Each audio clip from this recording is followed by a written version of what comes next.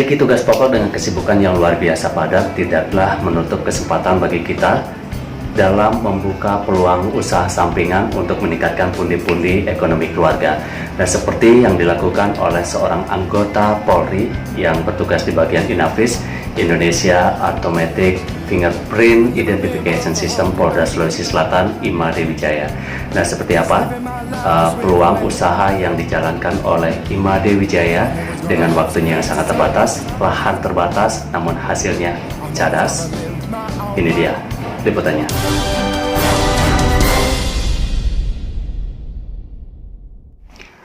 Imade Wijaya adalah seorang anggota Polri di bagian Inavis, Indonesia Automatic Fingerprint Identification System Polda Sulawesi Selatan. Untuk mengisi waktu luangnya, ia memanfaatkan ruang sempit yang ada di halaman depan rumahnya untuk melaksanakan peluang usaha berbudidaya ikan lele.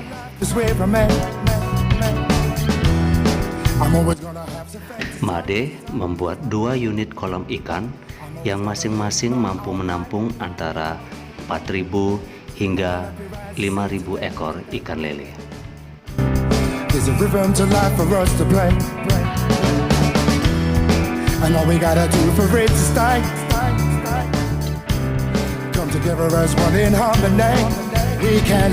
Pak Made, mungkin bisa dicerita ya terkait dengan kenapa terpikir untuk berbudidaya lele. Ya, baik.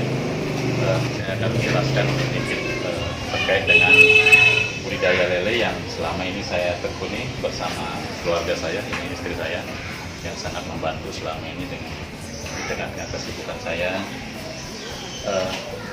Kenapa saya budidaya lele? Awalnya itu terinspirasi saya untuk mengisi waktu, karena saya juga ada kerja di Polri, untuk mengisi waktu pulang kerja atau kegiatan di rumah seperti sekarang ini, dengan waktu yang sedikit bisa menghasilkan untuk tambah-tambah. Jadi sejak tahun 2012 saya sudah menekuni ini, budidaya lele.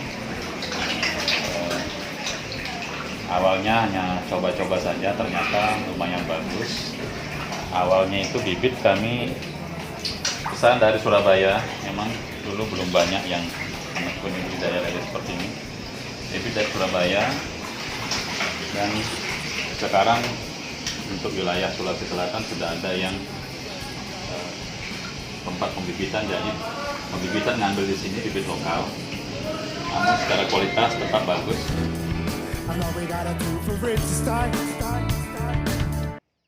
Made memanfaatkan lahan kosong yang ada di samping rumahnya. Kemudian di lahan tersebut ia menempatkan sebuah tabung besar berukuran diameter 2 meter yang mampu menampung sedikitnya 5.000 bibit lele.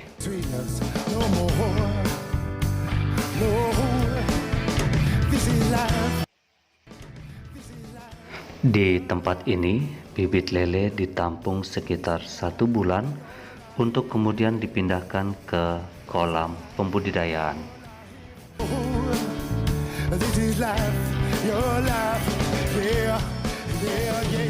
Untuk prospeknya ya, ini sangat bagus. Dari penebaran bibit yang ukuran kecil 5 cm sampai masa panennya itu 3 bulan saja sudah bisa untuk berat konsumsi.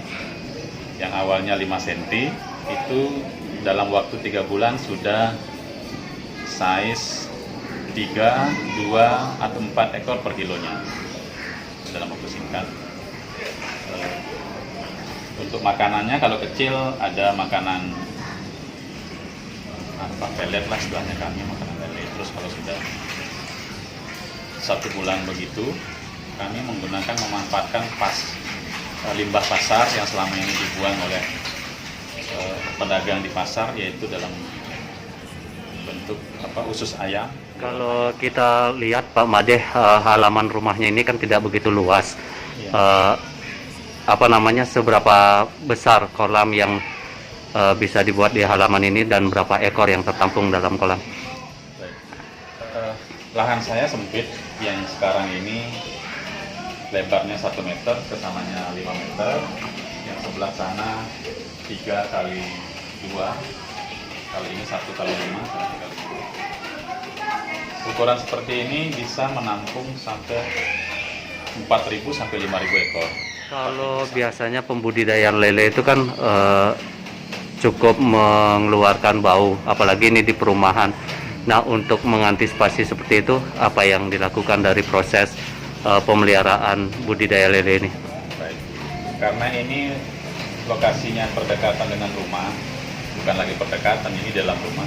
Jadi mengantisipasi bau daripada kolam lele ini, saya lakukan sirkulasi air. Jadi tiap hari airnya ngalir, air baru masuk, terus airnya terbuang.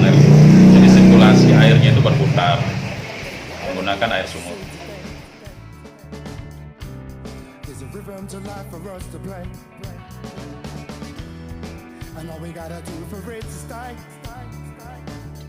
Kalau kita berbicara masalah prospek, Pak Made, prospek budidaya lele ini seperti apa? Sangat bagus kalau kita bisa menekuninya. Itu kalau hitung-hitungan saya selama ini itu bisa 60% keuntungannya daripada hasil jualnya. Misalkan jualnya 1 juta itu 60%, 40%-nya itu dari biaya produksi, biaya pakan semua, dan biaya personal. Sangat bagus. Ini kemana saja pasarannya?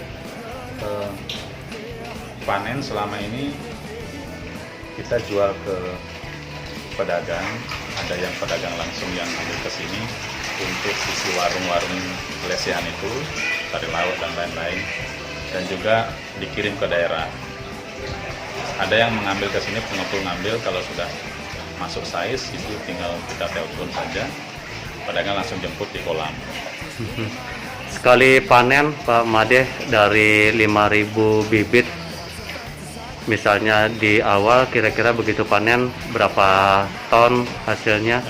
Baik, kalau bibit kita tebar 5.000 dari size 5 cm, selama 3 bulan itu sudah layak untuk konsumsi, bisa mencapai 1 ton.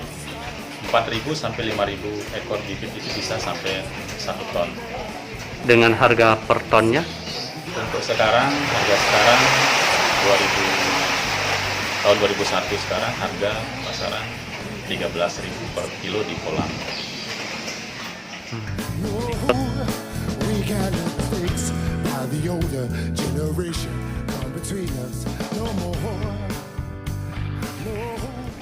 Selain budidaya lele di atas kolam pembudidayaan ikan lele, Made juga menjalankan sistem tumpang sari dengan beberapa jenis tanaman. Salah satunya bonsai kelapa yang saat ini sedang digandrungi oleh masyarakat.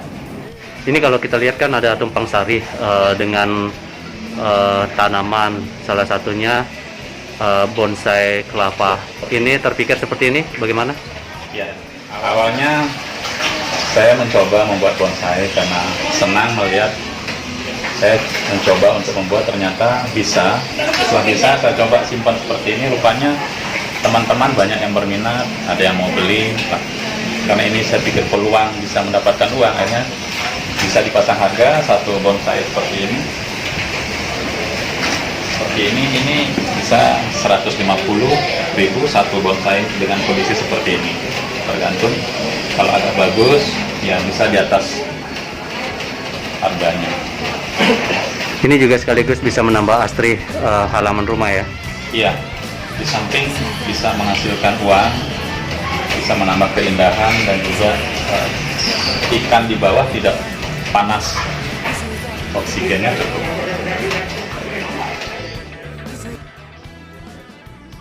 Walaupun sebagai peluang usaha sampingan, Made tetap memanfaatkan waktu yang sedikit yang dia punya di luar tugas pokok sebagai anggota Polri dengan mengerjakan bisnisnya tersebut dengan secara tekun dan dilakukannya dengan sebaik-baiknya. Kalau kita berbicara masalah kerjasama antara suami istri, ini adalah kolaborasi yang cukup apik antara Made dan sang istri Suharni. Nah, kalau Made melaksanakan peluang usahanya dengan menjalankan budidaya ikan lele dan bonsai kelapa, sang istri Suharni menjalankan peluang usaha dengan budidaya berbagai jenis tanaman hias.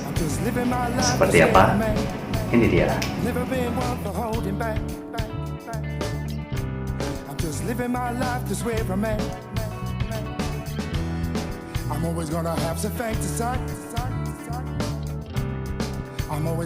Kalau Made memanfaatkan lahan kosong yang ada di samping rumahnya untuk pembibitan lele, sementara sang istri Suharni memanfaatkan lahan kosong yang ada di depan rumahnya untuk berbudidaya tanaman.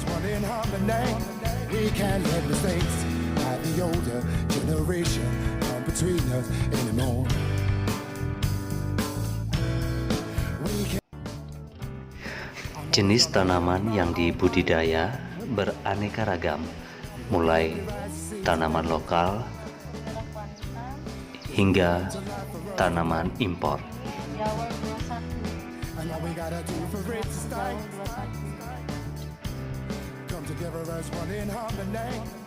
Ini ya, saya mulai untuk nanam bougainville ini mulai masa pandemi tahun lalu. Saya mencoba untuk menanam bunga yang memang menurut saya sangat cantik sekali ya, sangat cantik sekali. Baru memang cuma untuk menjalani hobi, tapi selain hobi ternyata jadi peluang bisnis juga.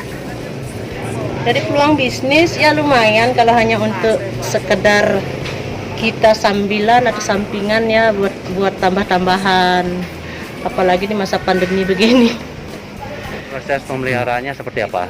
Kalau proses pemeliharaan ya, kalau saya bilang sih gampang-gampang sulit ya.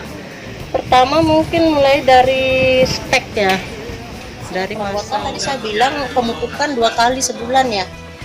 Itu saya pakai NPK 1616. Sebelum pemupukan biasanya saya lakukan penstresan dulu. Itu bunga harus distreskan dulu selama 3 hari. Di sini artinya itu stres itu tidak disiram. Tidak disiram selama 3 hari sampai betul-betul ini layu, daunnya layu. Baru kita siramkan pakai NPK 1616. Itu saja. Prospek penjualan kalau menurut saya sih lumayan ya. Kalau untuk saat sekarang ini. Kalau untuk saat sekarang lumayan untuk tambah-tambahan di rumah, untuk kegiatan juga di rumah.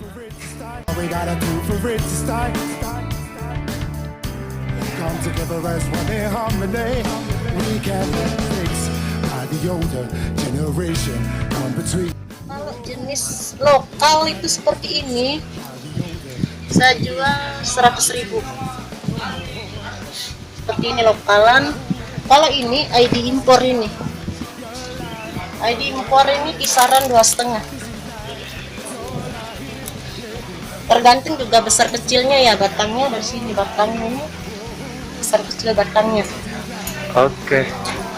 Bagaimana teman-teman ingin menciptakan peluang usaha sendiri sesuai dengan passion yang dimiliki? Kalau iya, tekuni dan jalankan dengan baik seterbatas apapun waktu yang kita miliki. Niscaya ketika kita tekuni dan jalani dengan baik akan menghasilkan. Sampai jumpa.